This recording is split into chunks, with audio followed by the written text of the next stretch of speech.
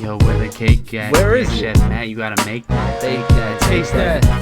Yeah, what's up With the big man. Cooking something better, no fake crap.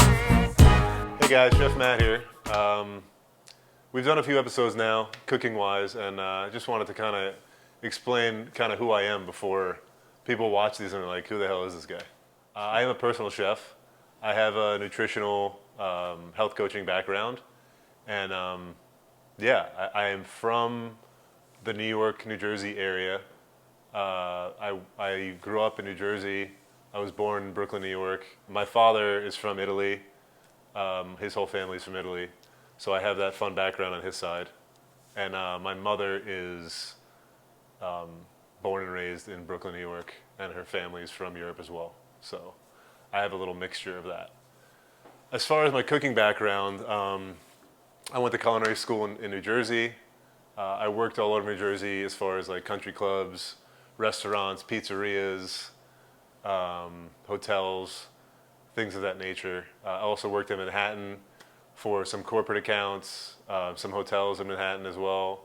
And then I moved my way towards Boston, and I worked in a couple hotels in Boston as well. With that experience and my nutritional background from my family, basically my brother was a bodybuilder and has a nutritional degree.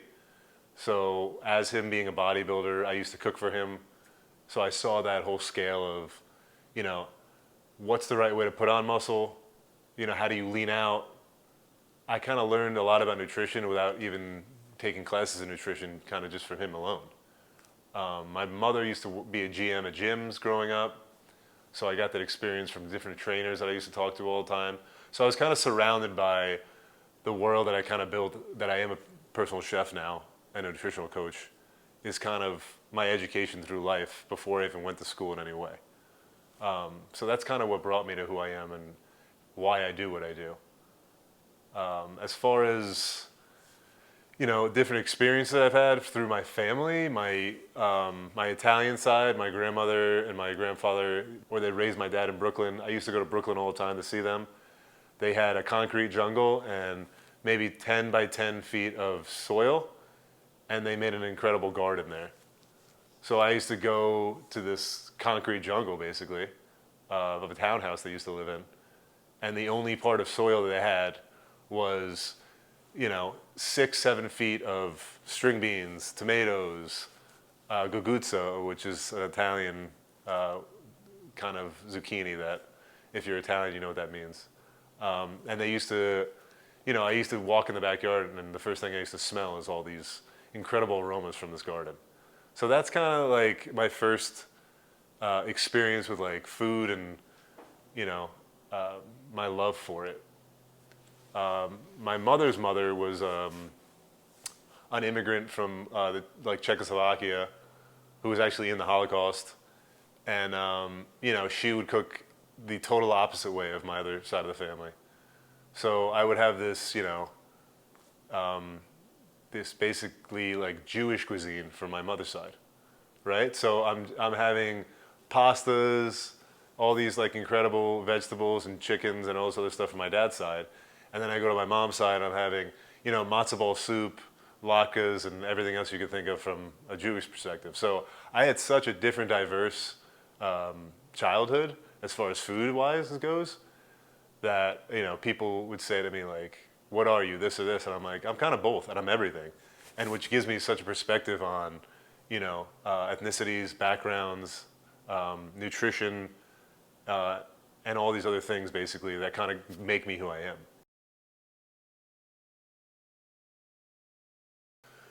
Getting back into my brother being a bodybuilder, my mom being a GM at gyms, my interactions with bodybuilders and nutritionists and like personal trainers in general. So my brother being a bodybuilder, right? I used to cook for him kind of at the end of his road of you know, putting on muscle and then leaning down to get into competition mode, right? So realistically, when you do something like that, obviously everyone's not a bodybuilder, so this is not for everyone. I'm just specifically showing you, you know, what it takes to put muscle on and then lean out, right? There's two different methods. So protein is very important. in general, in every facet, in every way, you should always have enough protein. And if I'm talking to any client, most of the time I'm telling them, you want to eat the same grams in protein as what you weigh, right? It's pretty straightforward. Now, is that easy? No. Because I'm over 200 pounds. To get over 200 grams of protein a day is very hard, right? So there's cheating ways, right? You need shakes. Obviously, food is the best way to get in. And you want to do it as least processed as possible. But listen, everyone's different. So I'd rather that you get the calories and protein in than not, right? So my brother in general, when you're training and you're putting all this, you're trying to put all this muscle on, the calories in the off season don't matter as much. And then when you're getting towards the competition, you want to drop the fats, you want to drop the carbs, and you want to higher the protein and things of that nature. So basically, off season for a bodybuilder is you're lifting like a lunatic, and you're eating like, I don't want to say everything in sight, but your calorie count is going to be insane. My brother would have probably 8 full eggs in the morning. He would have 5 meals a day, 5 full meals, right? And was that a perfect, carb, protein, fat? No, it wasn't. But you want to get a ton of protein in, and you do it in any way you can. You're putting a little fat on, yes. But for a professional bodybuilder, it's so much easier for them to understand when you put that fat on. Their habits and their brains understand when you get to competition mode, it's time to cut all that out. And it's incredible watching the process of someone who understands, how to shut down the fat, take off the fat in their body and do it in such a quick way. Now, is it the healthiest thing in the world? No. Is it the right way to do it? Probably not in general for like a normal person. But we could all learn from them on what we should be doing in moderation, right? These guys you want to put weight on? Yes, put weight on. But you should be working out. You should be putting the certain amount of protein in your body when you're putting that weight on. And then when you want to lean out, if you want to be lean and you want to keep on protein, you want to keep on muscle, then you basically have to keep the same amount of protein coming in, but now watch what your diet is more specifically, right? You want only healthy fats. You want very specific carbohydrates. And then there's other things we can get into with that. But I do believe that we can learn so much from bodybuilders. And I know people are probably laughing when I say these things, but it's so true. Because if you look at if you look at any athlete in general, soccer players, basketball players, football players, they all have they should have a specific diet to what they do, right? If you're an offensive lineman who plays in a NFL, you're not eating the same as a defensive back, right? And why is that? It's pretty obvious. The defensive back needs to be faster and leaner and quicker. The lineman needs to be stronger. So he's eating more protein, he's eating more carbohydrates, he's eating more healthy fats in general. His calorie count is way higher. He's most of the time he's a bigger guy, which is pretty obvious. And he wants to stay bigger. But when these guys retire, you can see a guy like JJ Watt, right? Look at him. JJ Watt became this massively huge, strong guy. And you can Google this. You can Google this stuff because he's talked about it before too. He talks about the calories that he used to eat when he was playing and how he needs to stay thicker and bigger when he plays. To now that he has a normal life, which is more of all of us, we're not pushing people around for a living like he did. He dropped his calories, I think, is like 2,000 to 4,000 a day. A day. Now, if you don't understand what that means, please check that out. That is basically what we all eat per day. Probably 2,000 to 4,000 calories is what most people eat a day. He was eating like 6,000 to 8,000 when he was playing. Okay? So if you're not burning the calories and you're not using the energy, your diet's very different. You need to understand everyone's different. A lot of people ask questions, oh, what's your hacks? What's the best thing for this? You need to understand the person. Everyone's different. Everyone has different metabolical rates as far as the amount of calories you burn while blinking and doing nothing, which is something you can get checked out on a scale. That's your starting line of where you should figure out what you should be eating. If you want to put on muscle, if you want to get thinner, all those different things, that's the starting rate. Your BMI, right? Basic metabolical rate, BMR, sorry. We can figure that out later. But basically, that's your starting rate. That's the calories you burn before anything happens that day. If you're working out, you need to put that into context. That you should eat more. If you're working out, that's about 500, 600 calories, right? You should be putting more of those calories on. But the scale is that amount of calories. If you're working out, do you want to put muscle on? Do you want to lean out? And then you make some kind of nutritional plan through that. And that's kind of what bodybuilders do in a different method, right? If they want to get lean, they do it, and their science is based on all that. So that's a little something, that's a little more of a nutritional side of me. Okay, other question I get a lot is like, oh, what are the best foods? What are superfoods? What are foods that I should always be intaking, right? So it's a very loaded question, but I think an easy answer to that is there's certain things that I always have in my house, and I try to consume or tell people to consume because of the world we live in and the country we live in. So you want a high protein diet, you want a good healthy fat diet, and you want a healthy carbohydrates diet, right? So let's stick with the protein right now first, right? Protein, it comes in so many different forms. But I mean, eggs, red meat, grass-fed is always better. If you can get the best source of it that's always better. Chicken, pasture-raised possibly, always better, same with eggs. And then basically everything else, pork, fish, you want to balance that out, right? Because you're getting certain fats from certain proteins. Now, fats in general, avocados are incredible. Olive oil, room temperature is incredible. Avocado oil and coconut oil are the ones that I cook with because they're better at a high smoke rate. So people don't know this a lot, but olive oil is a room temperature oil. You should be using that for salads and any kind of finishes that you do on foods. You should be cooking with avocado oil, coconut oil, butter, and ghee. Those are the oils you should be cooking with. They work better on a higher smoke rate. So that's the fats. Those are the fats you should be intaking. Maybe an omega-3 as well if you don't get enough fish in your diet. Now, as far as the carbohydrates, here's another story for carbohydrates, right? Everyone's like, carbs, all right, that's bread, right? No, it's not bread. You don't have to eat bread if you don't want to. And you could even stay away from white flours. I myself, I don't try to go out of my mind and never eat bread again and stay away from it.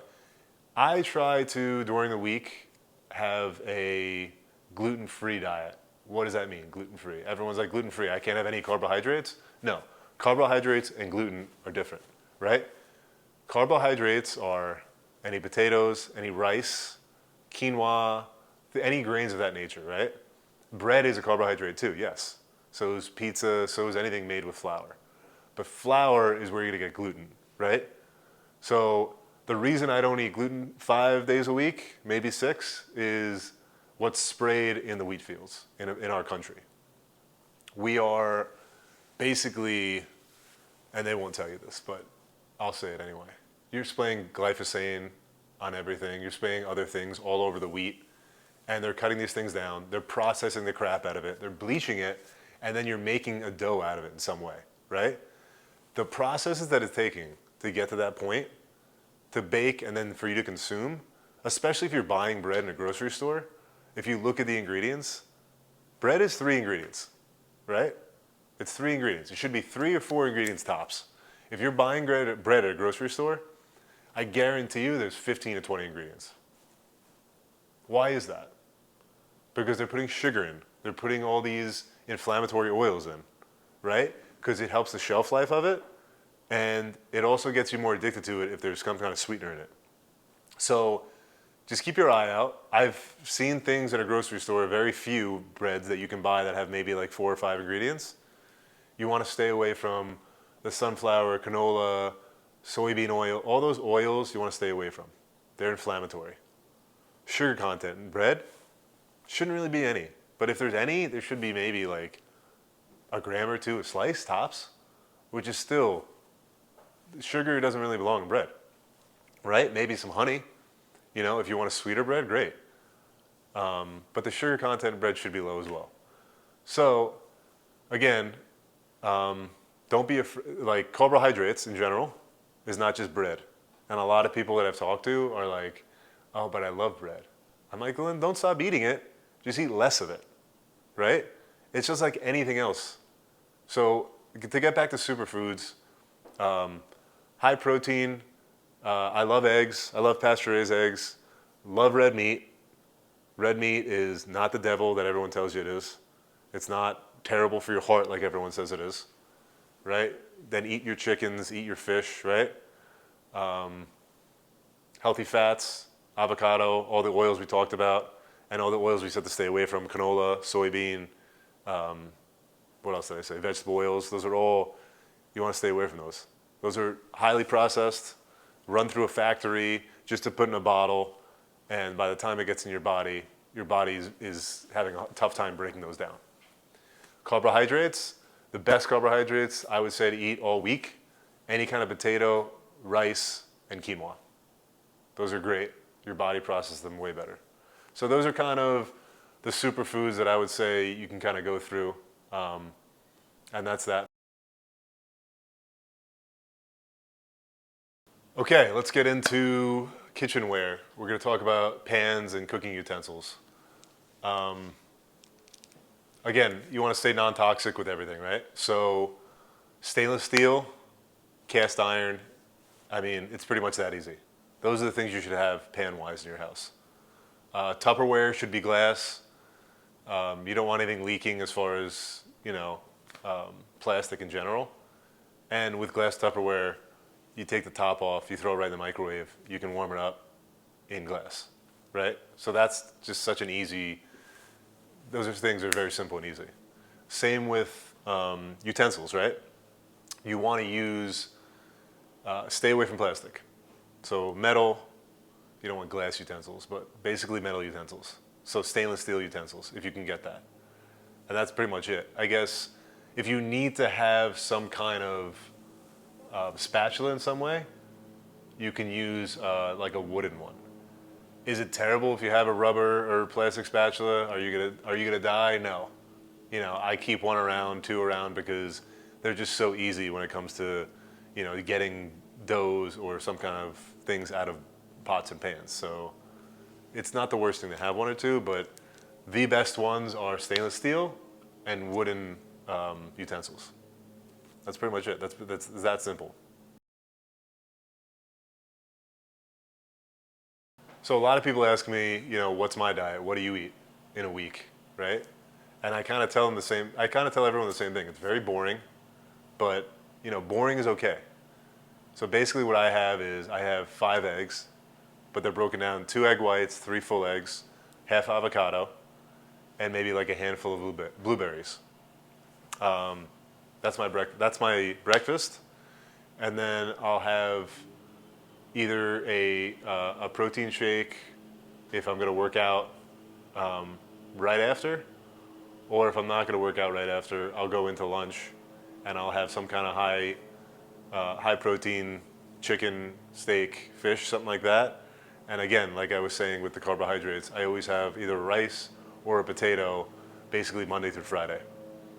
So it's very balanced. I try to get around 50 to 60 grams of protein in every meal, because if you do the math, me being over 200 pounds, if I'm eating 3 times a day with 60 grams of protein, it's still not enough protein to get to 200 pounds, right? So I try really hard to have as much protein as I can per meal. So that's my breakfast, that's my lunch, and then maybe I'll have some kind of protein snack before dinner to try to get my protein intake up. And then my dinner is kind of the same thing. It's like a gluten-free carb, a very high protein meat, and some kind of healthy fat, which is room temperature olive oil, or I cook in the avocado oil or coconut oil. And that's pretty much it. And if I want like something late at night, and I have a craving for a sweet, sometimes I'll do some kind of yogurt with some honey and berry. A lot of people ask me like, what should I buy organic, what shouldn't I buy organic? It's really simple. Like, if you just go on your phone and you type in the Dirty Dozen, it will tell you basically the 12 fruits and vegetables that you should be buying organic, right? So I just did that, right? And here we go. We have strawberries, spinach, kale, grapes, peaches, pears, nectarines, apples, bell peppers, hot peppers, cherries, blueberries, and green beans, right? So those are the things that you should be buying organic. Don't go crazy for other stuff. Now, organic's really important for things. All these things are things that you basically eat with the skin, right? So anything you're gonna peel, most likely, you don't really need it organic. So just keep that in mind, and always go to your phone and use it as a reference. It's always on you anyway. Okay, so a lot of people ask me what my workout routine is for the week. And again, it's pretty simple and it's pretty boring, and I recommend being simple and boring.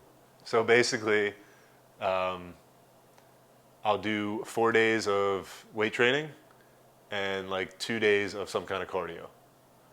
And basically, my weight training is chest and tris, a back and bi, a leg day, and a shoulder day. So I spread those out, and then in between one of those days, I will do like a 12-mile bike ride, and then at the end of those days, I'll do like a 7-mile bike ride. So I get some kind of cardio in. Cardio is, for me, it's like more for the heart than it is for the body, but it does make you feel incredible, and it gives you a certain high as well. But I suggest if people are like, oh, should I do more cardio, should I do more weights? Always, always do weight training if you can. Because the more muscle you're gonna put on, it's gonna be better for everything in your body. So that's my suggestion, and that's what I do for a week as far as workouts.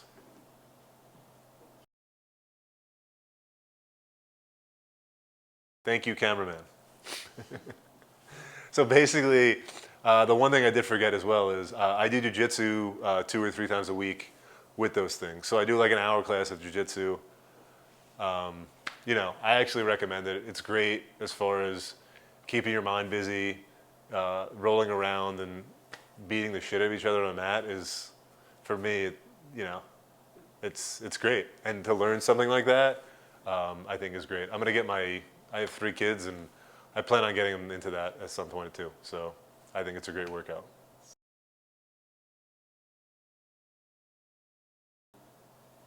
All right, rest and recovery. So getting into rest and recovery, I know this is going to be a theme, boring, straightforward, and easy, right? So you should have an idea and a building of a certain habit. I say these things all the time to people, build your certain habits. Rest and recovery should be something that you should build into a habit as well. Just like working out, just like eating right, rest and recovery, those 3 things. All these should be habits, right? So to build a habit of rest and recovery should be at 10 o'clock, if you can. People are different. Everyone's different. Some people work late. Some people get up crazy early. You know, whatever you can do to get, 7, 8 hours of sleep is ideal.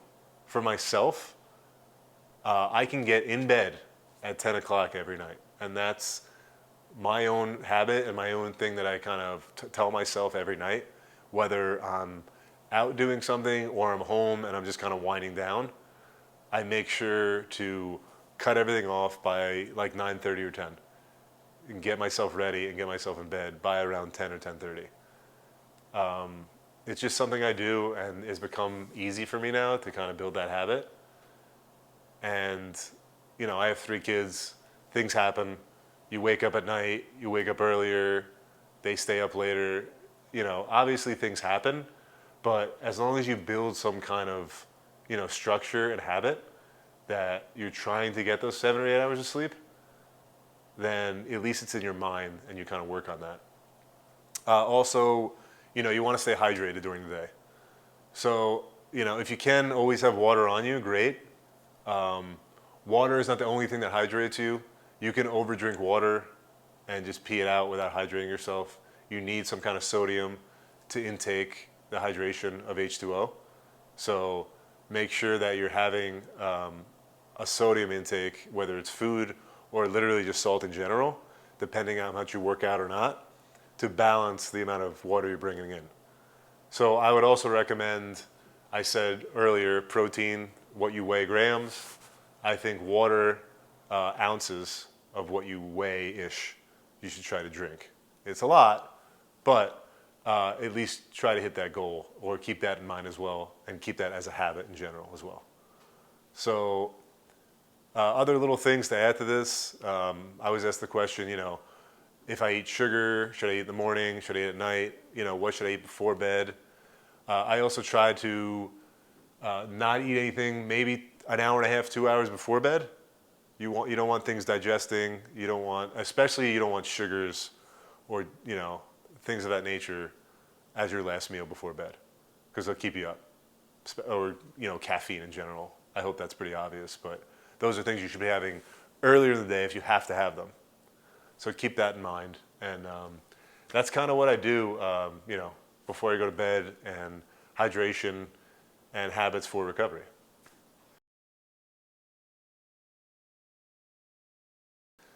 All right, so a lot of people ask me, what's the best diet? What diet should I try? I've tried all these, they're not working, should I try something else?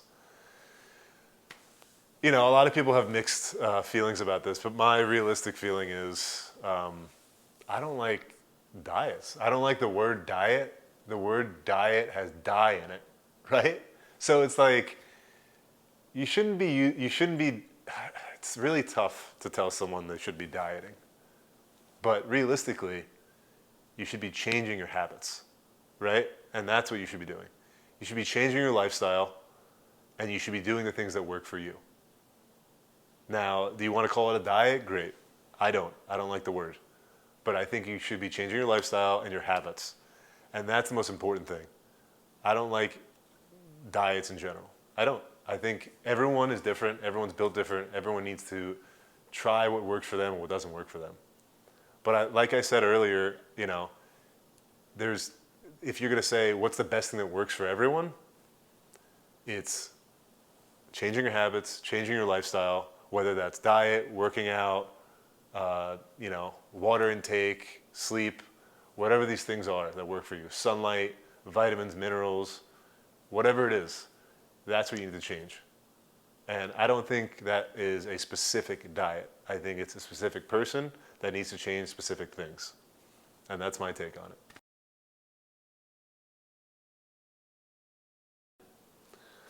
All right, so I have a specific request to talk about fasting in general. And is it good, is it not good? Specifically for probably specific people, I don't think it's bad for. But is this something you should be doing every day? It all depends, again, on your body type and things that you need to lose. If you are 70% fat, I don't think fasting is going to hurt you, right? Because you should be eating less in general. But if you're someone who, just wants to lose some fat or some belly fat or this and that of that nature, I don't really think you should be fasting. I think you should be eating more of a specific way, right? You should be putting less bad fats in your body. If you're going to eat carbohydrates, maybe cut the carbohydrates in half. Maybe don't eat gluten. Stay away from dairy. There's even more insane things you could do. You can go to the doctor, get yourself checked for food allergies or just food sensitivities, right? That could be adding to bloating in your body. Obviously, alcohol intake is one thing, right? You want to be leaner. If you're drinking every day, that's probably not a good thing. Maybe cut out drinking every day. Maybe drink once a week. That's going to change your body intake. That's going to change how you look, guarantee it. So there's so many things to get into. There's so many things to talk about. Maybe we'll do a question episode and see what people kind of respond to. Happy to answer questions. Again, I'm not, the end all know all about things. I'm learning myself every day. I encourage everybody else to as well. That's what will just make you healthier in general. So, yeah, I think fasting, to answer the question, is not for everyone. Is it for some people? Sure, but not for the normal, no. All right, guys, don't forget, you got to eat right and you got to keep on moving. This is just lightweight, though. All right, guys, we'll see you soon on YouTube.